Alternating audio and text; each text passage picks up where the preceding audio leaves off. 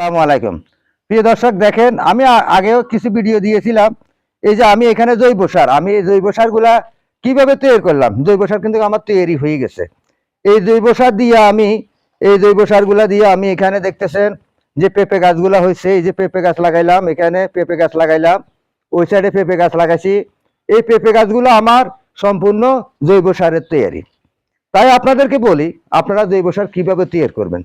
জৈব সার আমি কিভাবে তৈরি করছি, আমি যেভাবে তৈরি করছি আমি সেইভাবে আপনাদেরকে বলতেছি।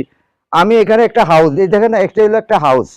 এই হাউসের মাধ্যমে আমি গোবর সার দিলাম, মুরগির বিষ্ঠা দিলাম, মাটি দিলাম, মাটি দিয়ে যখন আমি এখানে পানি দিলাম, পানি দিয়ে এগুলারে ডাইরেকশন করলাম, মানে ওসমেয়াল করলাম, ভিজিয়ে দিলাম।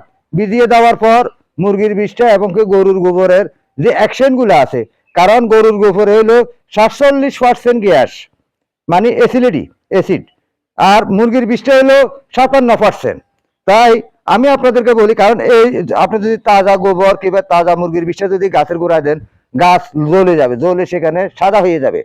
কারণ এটা আপনার বাংলা ইউরিয়া সারের চেয়েও বেশি কঠিন। তাই আপনাদেরকে বলি, এগুলো আগে ফসাইতে হবে। এই যে আমার এগুলা ফসানির পরে আমি লাড়াচাড়া করার পরে এখন আমার এখানে এই সারগুলা তৈরি হয়ে গেছে। এই যে দেখেন এখানে সারগুলা তৈরি হয়ে গেছে।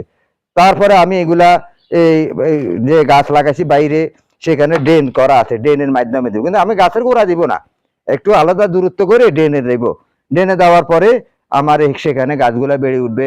এই যে এখানে যে গাছগুলা লাগাইলাম, এখানে যে পেঁপে গাছগুলা লাগাইছি, পেঁপে গাছগুলো আমার কত সুন্দরভাবে বেড়ে উঠছে। এই যে এখানে বেগুন লাগাইছি, বেগুন গাছগুলা কিভাবে বেড়ে উঠছে। এই যে গোড়াতে বেগুন ধরছে, এই যে এখানে গোড়াতে বেগুন ধরছে, মাটির সাথে লাগিয়ে দিয়েছে। এখানে সম্পূর্ণ বেগুন। এই যে পেঁপে গাছ, এখানে পেঁপে গাছ, এখানে আছে আপনার এই চিচিঙ্গা গাছ। এই যে চিচিঙ্গা আমি লাগাই দিছি সম্পূর্ণ আমার। এখানে যা লাগাইলাম সম্পূর্ণ আমার জৈব সার, কিন্তু আমি রাসায়নিক সার আমি কমই ব্যবহার করি। তাই আপনাদেরকে বলি, কারণ জৈব সারের তরকারি আপনার কাছে যে সুস্বাদু হবে, যে মূল্যায়ন হবে, খাওয়ার জন্য আপনার উপযোগী। কিন্তু আপনি যদি কোনো রাসায়নিক সার দিয়ে তরকারি তৈরি করেন, সেখানে অনেক রকমের রোগ ব্যাধি দেখা দিবে।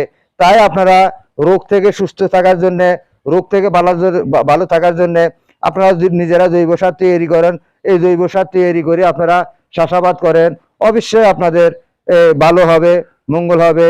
আপনার টাকাও বাঁচি গেল। আপনি নিজের বা খামার আছে কিংবা গরু আছে, আপনি এগুলা দিয়ে আপনি এরকম একটা হাউস করে, সেখানে হাউস লাগে না, আপনি একটা মাটির মেঝে একটা গর্ত করলে সেই গর্তের ভিতরেও আপনারা এই হিসাবে জৈব সার তৈরি করতে পারেন। জৈব সার তৈরি করে আপনি আপনার নিজের ভাগ্যটাকে পরিবর্তন করে নিন।